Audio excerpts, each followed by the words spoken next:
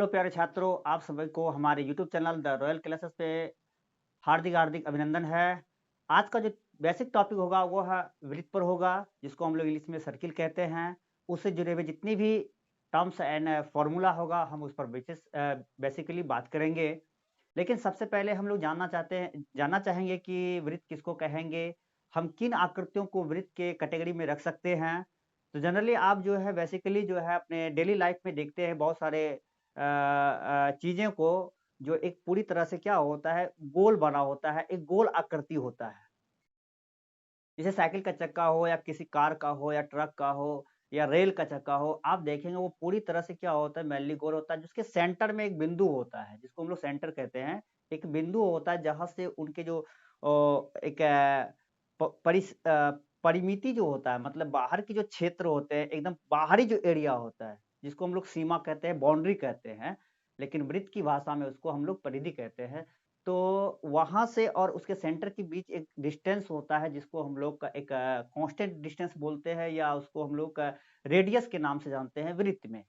तो हम लोग जानेंगे कि वृत्त की परिभाषा क्या है, उसका डेफिनेशन क्या है, और हम लोग वृत्त को किस प्रकार से अच्छी तरह से समझ सकते हैं। इस वीडियो के माध्यम से हम लोग देखेंगे, और बहुत ही सरल भाषा में हम वृत्त को आपको समझाना चाहेंगे, ताकि आपको वृत्त को समझने में काफ़ी आसानी मिल सके।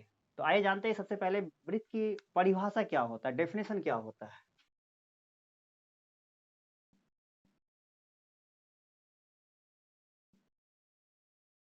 किसी भी समतल सतह पर किसी भी समतल सतह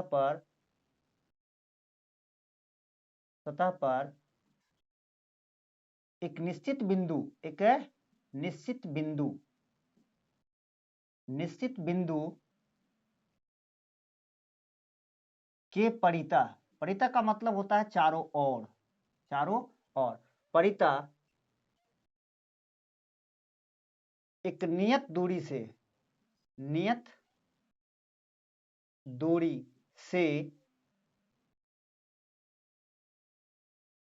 से खींची गई ज्यामितीय मतलब ज्यामितीय आकृति को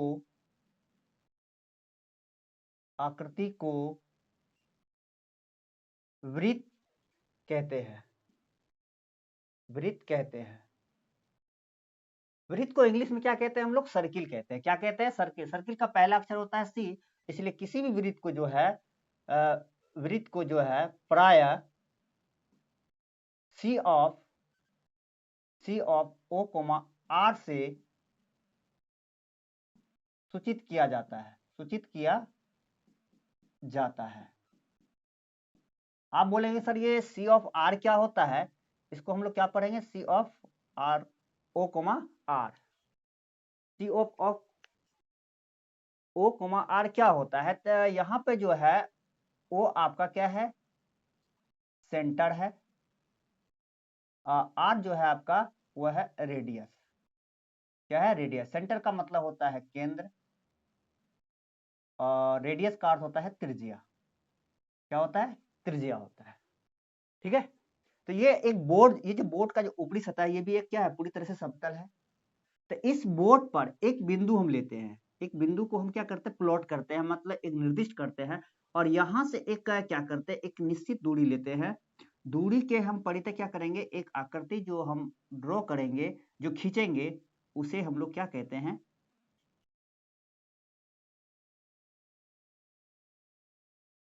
ये एक निश्चित दूरी है। तो इस दूरी के परितः हमने क्या किया, एक आकृति खींचा, इसको हम लोग वृत्त कहते हैं। इसको देखिए, ये पूरी तरह से क्या है, पूरा गोल है। ये जो सीमा है, इसको हम लोग बाउंड्री कहते हैं, जिसको गणित की भाषा में परिधि कहते हैं, या परिमिति कहते हैं, या आप इसको परिमाप भी बोल सकते हैं। जनरली जितनी भी गोल आकृति होते हैं, उसके लिए जो उसकी जो परिसीमा होती है, मतलब जिसको बाउंड्री कहते हैं, उसके लिए परिधि शब्द का प्रयोग किया जाता है। तो यहाँ पे जो ये निश्चित बिंदु है, इसको हम लोग सेंटर कहते हैं। और इस सेंटर से जो इस सीमा तक की जो दूरी होती है, जिसको ओपी है ना, ओपी जो डिस्टेंस है, ये जो दूरी है, इस दूरी को हम लोग रेडियस कहते हैं। आर पहला अक्षर आर है रेडियस का, इसलिए हम लोग इसको आर से सूचित करते हैं। और ये जो सीमा है, इसको जो सीमा कहते हैं, परिसीमा, मतलब जो बाहर की जो सीमा है, परिसीमा, इसको परिधि कहते हैं। परिधि कहते हैं। परिधि को इंग्लिश में सर्कमफेरेंस कहते हैं। सर्कमफेरेंस। तो जनरली क्या होता है, किसी भी शब्द को सूचित करने के लिए अंग्रेजी के जो शब्द होते हैं उसके पहले अक्षर से सूचित किया जाता है। ठीक है, ये वृत्त का बेसिक डेफिनेशन है कि वृत्त जो होता है किसी बिंदु के परितः जो है एक नियत दूरी से खींची गई जो ज्यामितीय आकृति होता है उसे वृत्त कहते हैं। अब वृत्त में यहाँ पे हम लोग देखें जनरली दो चीजें देखने को मिलता है। एक होता है वो मेनली जो केंद्र होता है और एक होता है त्रिज्य। तो यूक्लिड का ज्यामितीय परिचय में भी एक बात कही गई है कि किसी बिंदु या किसी को केंद्र मान करके, किसी बिंदु को केंद्र मान करके एक आर त्रिज्या से एक वृत्त की रचना की जा सकती है। तो यूक्लिड के द्वारा जो दिया गया एक पोस्टुलेट है, जिसके उसकी जो एक पुस्तक है एलिमेंट्स, उसमें इसके बारे में दर्शाया गया है। तो उसी का एक ये पोस्टुलेट है जिसको हम लोग स्वयं सिद्धि कहते हैं। ठीक है, तो वृत्त को जनरली आप वृत्त कैसे बनाइए कोई दिक्कत नहीं। जनरली वृत्त को जो है सेंटर और त्रिज्या के द्वारा क्या किया जाता है, दर्शाया जाता है। ये जो सी ऑफ ओ आर लिखे है, ये वृत्त का क्या है, संकेत है। अगर आप वृत्त को ना लिख करके तो आप इसको संकेत के रूप में भी प्रयोग कर सकते हैं। जितने भी हायर क्लासेस के लिए है उसके लिए वृत्त बहुत ही इंपॉर्टेंस होता है। इसलिए सबसे पहले बाकी पदों को जानने से पहले या उसके फॉर्मूले को जानने से पहले हमें वृत्त को जान लेना चाहिए कि वृत्त में एक्चुअली होता क्या क्या है। तो वृत्त में सबसे पहला एक केंद्र होता है और उसकी एक त्रिज्या होती है। अब यहीं पर देखते हैं, आगे चलते हैं हम लोग।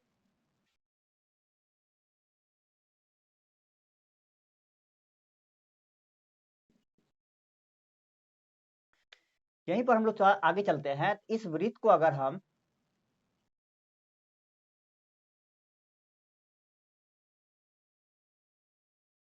हम देखें तो वृत्त का जो जहां केंद्र होता है उस केंद्र से अगर हम कोई रेखा खींचते हैं, जो वृत्त के दोनों बिंदुओं को क्या करती है, मिलाती हो, है ना। तो ये जो पीक्यू लाइंस है, जो पीक्यू रेखा है ना, इसको हम लोग कहते हैं व्यास।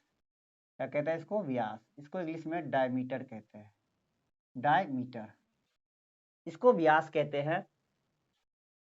ठीक है, और ये जो व्यास होता है वृत्त को क्या हिस्सों में बांटती है, दो हिस्सों में बांटती है। एक पार्ट यह है ऊपर का हिस्सा और दूसरा पार्ट यह है, और दोनों पार्ट जो होता है वह एक दूसरे के बराबर होते हैं। क्या होते हैं, बराबर होते हैं। मतलब इसकी जो एरिया होती है, ये इसके एरिया के बराबर होता है ना।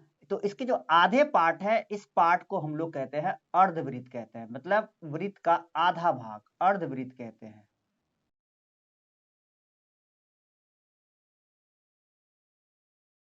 समझे, जिसको इंग्लिश में हम लोग सेमी सर्किल कहते हैं। सेमी सर्किल मतलब अर्धवृत्त।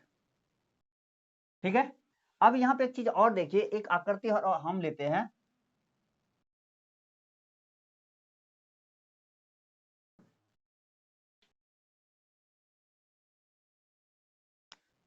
अगर हम यहां पे देखते हैं, ये वृत्त है और ये केंद्र हो गया। ठीक है, हम इस केंद्र से दो जीवाएं खींचते हैं, सॉरी दो व्यास खींचते हैं, और दोनों व्यास क्या हो, एक दूसरे के परपेंडिकुलर हो। परपेंडिकुलर का मतलब होता है 90 डिग्री कोण पर, दोनों क्या हो, एक दूसरे के परपेंडिकुलर हो। ठीक है, मतलब कि वृत्त का जो सेंटर है वहां पर दोनों रेखाएं एक दूसरे को 90 डिग्री पर क्या करता हो, इंटरसेक्ट करता हो, प्रतिच्छेद करता हो, काटता हो। ये पी क्यू हो गया, ये आर, ये एस हो गया। इसमें प्रत्येक जो खंड है, जो टुकड़ा है, प्रत्येक खंड, चाहे ये हो चाहे ये हो चाहे ये हो चाहे ये हो, ये फर्स्ट पार्ट हो गया, ये सेकेंड पार्ट हो गया, ये थर्ड पार्ट हो गया, ये फोर्थ पार्ट हो गया। इसको वृत्त का चतुर्थांश कहते हैं। क्या कहते हैं? वृत्त का चतुर्थांश, चतुर्थांश कहते हैं, जिसको इंग्लिश में हम लोग कहते हैं quadrant, quadrants of a circle, किसी सर्किल का चतुर्थांश, है ना। तो ये प्रत्येक जो खंड है वह चतुर्थांश कहलाता है। इस प्रकार से एक वृत्त में कितने चतुर्थांश हो जाते हैं? 4 चतुर्थांश हो जाते हैं, है ना, पार्ट्स हो जाते हैं। ये पहला चतुर्थांश, दूसरा चतुर्थांश, ये तीसरा और ये चौथा। ये प्रथम हो गया, प्रथम चतुर्थांश, द्वितीय चतुर्थांश, तृतीय चतुर्थांश, ये चतुर्थ चतुर्थांश है, फोर्थ क्वाड्रेंट। ठीक है, समझ पा रहे हैं? ठीक है, तो अगर चतुर्थांश की परिभाषा देना है तो क्या कर देना है कि वृत्त के किसी एक खंड को, वृत्त के किसी एक खंड को हम लोग चतुर्थांश कहते हैं। अब बात रहा कि इसका एरिया कैसे निकालेंगे, इसका एरिया कैसे निकालेंगे, है ना। तो सबसे पहले हम देखेंगे कि वृत्त का क्षेत्रफल क्या होता है। वृत्त का क्षेत्रफल क्या होता है? ऐसे वृत्त के क्षेत्रफल को हम लोग प्रूव भी कर सकते हैं। तो इसके लिए अगर हम एक विशेष वीडियो बना करके हम अपने चैनल पर डाल देंगे, तो आप हमारे चैनल पर उस वीडियो को देख लीजिएगा कि वृत्त के एरिया को हम लोग किस प्रकार प्रूव कर सकते हैं। ठीक है, हम यहाँ पे जनरली क्या कर सकते हैं, उसके रिलेटेड टर्म्स को जानेंगे और उसके जितने फॉर्मूले हो सकते हैं हम वो देखेंगे। तो यहाँ पे सबसे पहली बात देखते हैं कि वृत्त का जो एरिया होता है, सबसे सूत्र की अगर बात करें इसमें, तो वृत्त से जुड़ा हुआ, तो पहला इसमें फॉर्मूला हो जाएगा वृत्त का क्षेत्रफल, वृत्त का क्षेत्रफल, वृत्त का क्षेत्रफल। तो वृत्त का क्षेत्रफल क्या होता है? पाई इंटू त्रिज्या का स्क्वायर, त्रिज्या का स्क्वायर। जैसे एक वृत्त है और ये इसका केंद्र है और ये इसकी त्रिज्या अगर है ओपी, ओपी क्या है? रेडियस है, आर है त्रिज्या, ठीक है, ये आर है। तो ये वृत्त का क्या हो जाएगा? एरिया हो जाएगा। जो इस परिसीमा के अंदर का जो क्षेत्र होता है वही वृत्त का जो है एक्चुअल क्षेत्रफल होता है। ठीक है, अगर हम देखेंगे तो वृत्त जो है 3 हिस्सों में बटा होता है। कितने हिस्सों में? 3 हिस्सों में। कौन कौन हिस्सा? एक जो होता है आंतरिक, जो हिस्सा होता है, जो आंतरिक हिस्सा होता है जिसको हम लोग क्षेत्रफल बोलते हैं, ठीक है, उसको कहते हैं हम लोग वृत्त का। वृत्त के मुख्यतः 3 भाग होते हैं। कितने कितने भाग होते हैं? वृत्त के मुख्यतः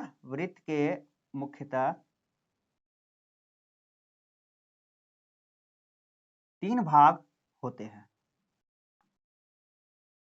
कौन कौन भाग होते हैं? तो पहला भाग है इसका वृत्त का अभ्यंतर भाग, वृत्त का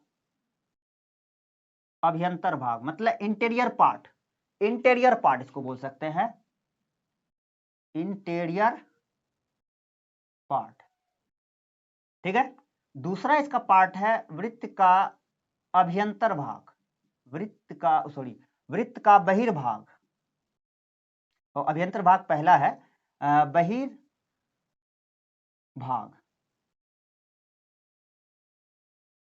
इसको कहते हैं एक्सटीरियर, एक्सटीरियर पार्ट, मतलब जो बाहर का क्षेत्र है। जैसे कि ये वृत्त बनाए हम, ये वृत्त, तो वृत्त का जो ये जो लाइन है, ये जो लाइन देख रहे हो, ठीक है, इसका ये बाहरी हिस्सा, ये बाहरी हिस्सा जो है ना, ये बाहर का हिस्सा जो अनंत है, मतलब कहीं इसका एरिया, कोई क्षेत्र जो है लिमिट नहीं हो सकता है, ये बहुत बाहर है, ये बाहर का जो हिस्सा है, ये जो बाहर हम लोग दिख रहा है,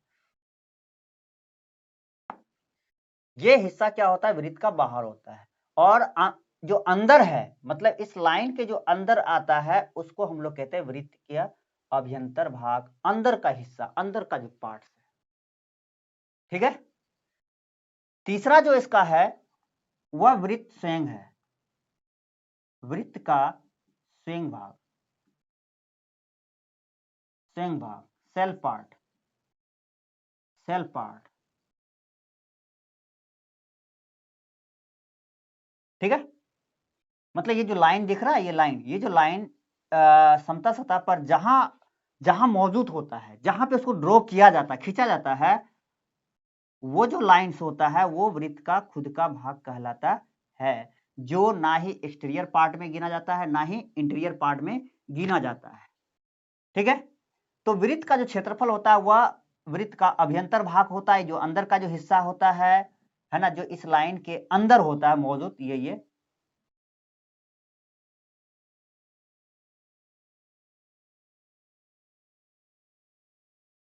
पाई इंटू आर स्क्वायर। इसका दूसरा फॉर्मूला आता है वृत्त की परिधि। परिधि का मतलब होता है कि जो वृत्त जितनी लंबाई से बना है, ये जो लंबाई देख रहा है, ये लंबाई मतलब P से स्टार्ट करेंगे चलना, और ये जो इसकी जो बाउंड्री है, जो परिसीमा है, जो सीमा है, चल करके फिर वहीं पहुंच जाना, ये जो कुल लंबाई होगा, ये कुल लंबाई को हम लोग क्या कहते हैं, परिधि कहते हैं। और ये परिधि होता है 2 पाई r। कैसे होता है, मैं एक लाइन मतलब एक लाइन में हम इसको प्रूव कर सकते हैं। कैसे, तो याद कीजिए जरा सा, चाप का जो परिभाषा है वो क्या है कि किसी केंद्र से बराबर त्रिज्या बराबर त्रिज्या के बराबर किसी चाप के द्वारा जो कोण आंतरित किया जाता है उसको 1 रेडियन कहा जाता था। ठीक है, तो इसको लेकर हम लोग विशेष बात करें कि रेडियन क्या है, डिग्री क्या होता है, फिर क्या बोलते हैं ग्रेड क्या होता है। तो एंगल पर एक विशेष हम बनाएंगे वीडियो।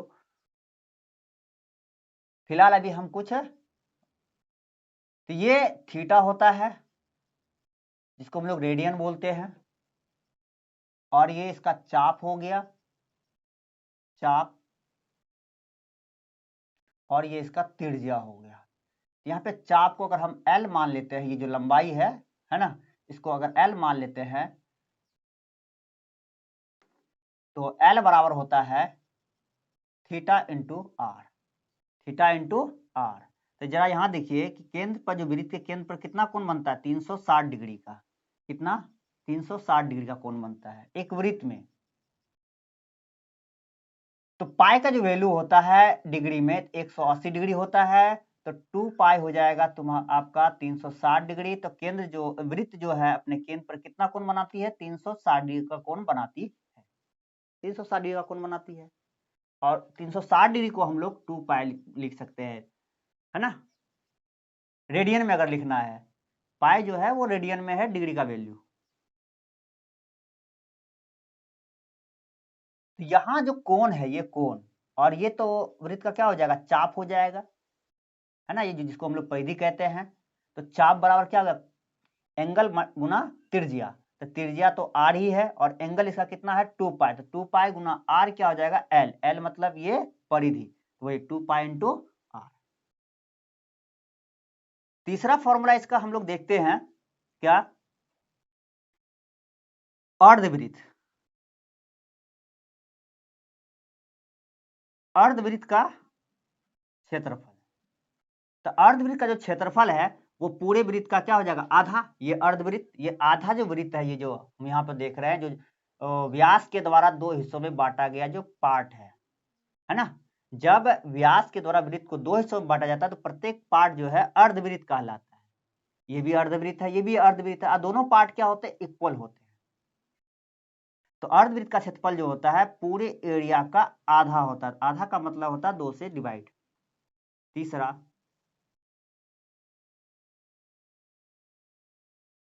वृत्त के चतुर्थांश का क्षेत्रफल।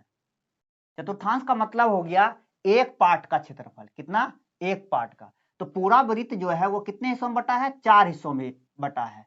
मान लीजिए आपके पास क्या है, 100 रुपये है, और उसे 4 बच्चों में क्या करना है, डिवाइड करना है, बांटना है, और मतलब बराबर बराबर देना है 4 बच्चों को।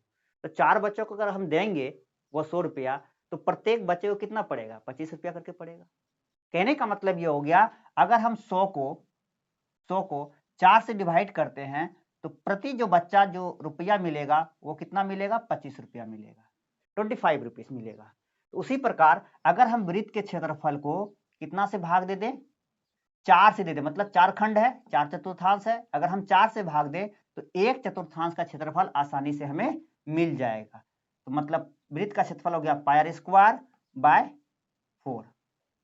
ठीक है, समझ पा रहे हैं?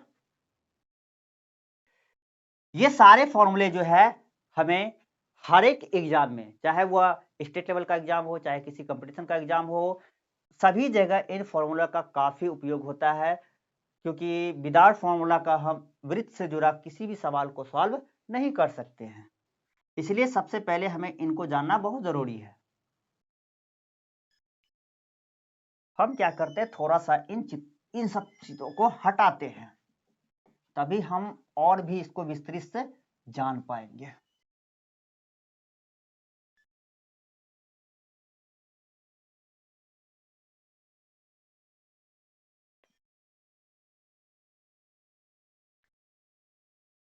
ये वृत्त हो गया,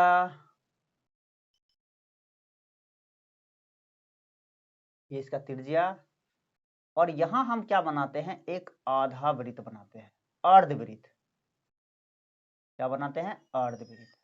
सेंटर है ये P है, ये Q है, ये अर्धवृत्त का एरिया हो जाएगा तब, है ना।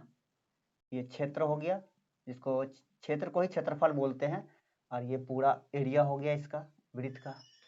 ठीक है, तो ये है अर्धवृत्त, और ये है आपका वृत्त। ठीक है, तो अर्धवृत्त में हम लोग देखते हैं कि जो यहां से यहां तक क्या है, R है, और यहां से यहां तक भी क्या हुआ है, R है।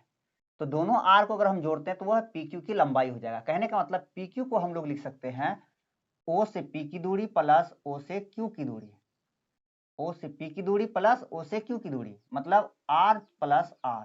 अब PQ को हम लोग क्या कहते हैं, व्यास कहते हैं। PQ को हम लोग क्या कहते हैं, व्यास कहते हैं। व्यास मतलब डायमीटर D, है ना, जो पहले हम बता चुके हैं। केंद्र से जो लाइन गुजरता है, जो लाइन सेगमेंट मतलब रेखाखंड गुजरती है केंद्र से, दोनों उसके प्रांत बिंदु को छूती है, तो उस रेखाखंड को हम लोग व्यास कहते हैं, है ना। तो यहाँ जो व्यास है तो उसका वैल्यू आ जाता है 2 × R। तो अगर हमको व्यास निकालना है तो वो त्रिज्या का दोगुना करना होगा।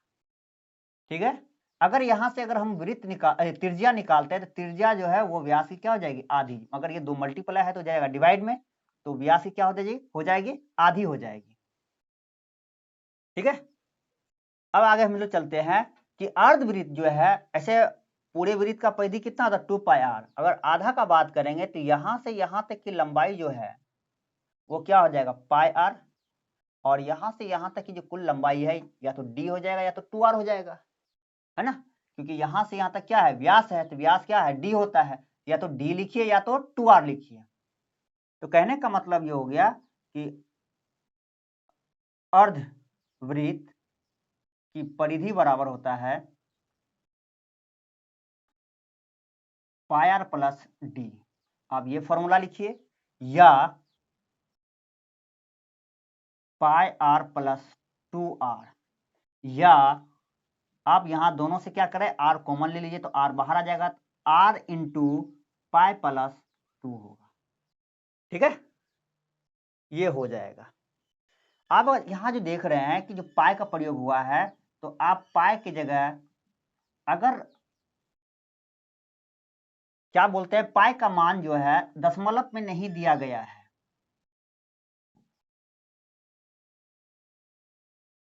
3.14, ये लगभग, ये अप्रोक्स वैल्यू है, ये जो है अप्रोक्स वैल्यू है, लगभग मान है ये।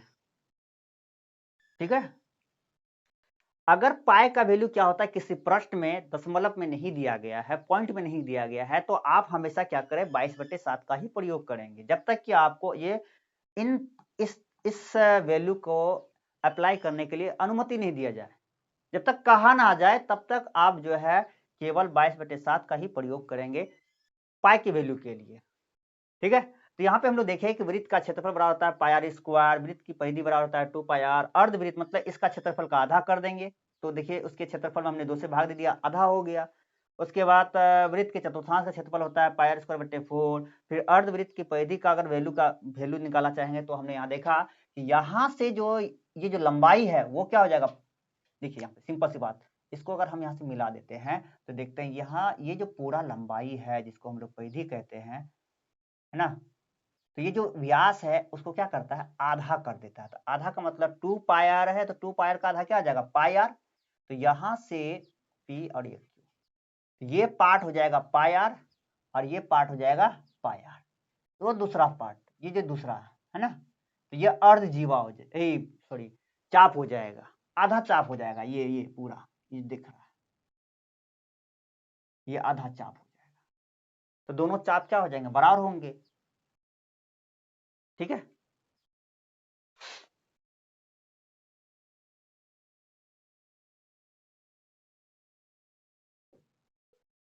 अगर वृत्त का क्षेत्रफल अगर हम व्यास के रूप में देखें क्या, व्यास के रूप में, तो यहाँ पे एक फॉर्मूला और हम लोग ऐड कर सकते हैं, छठा नंबर क्या देख सकते हैं, तो वृत्त का क्षेत्रफल जो है, वृत्त का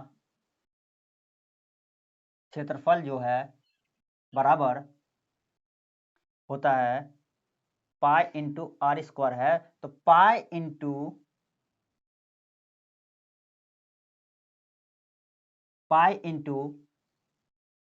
डी स्क्वायर बटे 4, पाई इंटू डी स्क्वायर बटे 4। क्यों, अगर आर का वैल्यू यहां हम रखते हैं तो आर बराबर क्या रखना होगा, व्यास के फॉर्म में, तो डी बटे 2, तो डी बटे 2 का होल स्क्वायर हो जाएगा डी स्क्वायर बटे 4। ठीक है, उसी प्रकार यहाँ इसका क्या बोलते हैं, परिधि भी निकल जाएगा व्यास के रूप में। तो वृत्त का व्यास बराबर होता है, सॉरी व्यास नहीं, वृत्त की परिधि बराबर होता है, परिधि बराबर होता है पाई इंटू डी। अगर व्यास दिया हुआ है प्रश्न में तो डायरेक्ट आप क्या करें, पाई इंटू डी कीजिए, तो उसका परिधि ज्ञात हो जाएगा।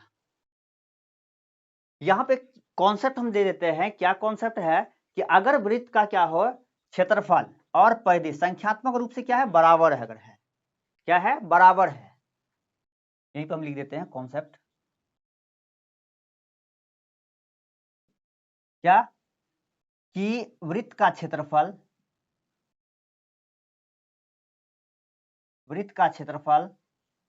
बराबर क्या हो, वृत्त की परिधि हो, संख्यात्मक रूप से वैल्यूबल, है ना, वृत्त का क्षेत्रफल बराबर क्या हो, वृत्त की परिधि हो। तो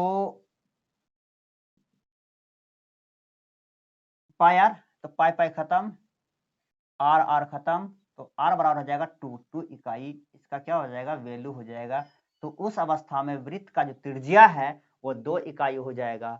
अगर किसी वृत्त की परिधि और उसका क्षेत्रफल संख्यात्मक रूप से बराबर है, उसकी अगर त्रिज्या को दोगुना कीजिएगा तो उसके त्रिज्या को क्या कीजिएगा, दोगुना कीजिएगा, तो त्रिज्या का जो वैल्यू है वो 4 इकाई आ जाएगा। क्यों, अगर संख्यात्मक रूप से बराबर तो उसकी त्रिज्या कितना होता है, 2 इकाई। अगर इसको दोगुना करेंगे तो 2 दूनी 4 कर देंगे हम लोग। ठीक है, इसका हम लोग रेशियो भी निकाल सकते हैं आसानी से, अनुपात भी निकाल सकते हैं अगर चाहेंगे तो, क्षेत्रफल, वृत्त का क्षेत्रफल और वृत्त की परिधि का क्षेत्रफल, परिधि का। दूसरा क्या, इसका क्षेत्रफल और परिधि, क्षेत्रफल को अगर हम ए मान लेते हैं तो पाई आर स्क्वायर, और परिधि को हम लोग सी, सर्कुम्फेरेंस, पिछले पिछले मतलब बैक जो है, बैक पार्ट में हम इसको बताए हैं अच्छा से, सर्कुम्फेरेंस, तो सी बराबर होता है 2 पाई आर। अगर इसका रेशियो निकालते हैं एरिया बाय सर्कुम्फेरेंस का, तो pi r square by 2 pi r, तो आर आर खत्म, पाई पाई खत्म, तो a by c equal to होता है आर बाय 2, तो ए अनुपात सी इक्वल टू आर अनुपात 2। तो वृत्त के क्षेत्रफल और परिधि का जो अनुपात होता है वह त्रिज्या अनुपात 2 होता है, मतलब वृत्त की जो त्रिज्या होगी उतना अनुपात 2 होगा।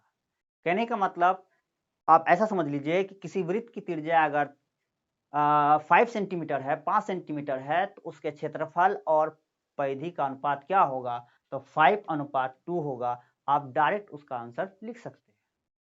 ठीक है, तो ये वृत्त से जुड़ा हुआ कुछ इंपॉर्टेंस टर्म और उसके फॉर्मूले हैं, इसको आप अच्छी तरह से अपने नोटबुक में उतार लीजिए और इसे एक बार रिवाइज कीजिए, याद कीजिए, और बहुत आसानी से याद हो जाएगा। अगर आपको चित्र बहुत अच्छा से समझ में आया है तो ये सारे फॉर्मूले एक ही मिनट में याद हो जाएगा। तो हम अगले वीडियो में इससे जुड़ा हुआ प्रश्न को लेकर आएँगे।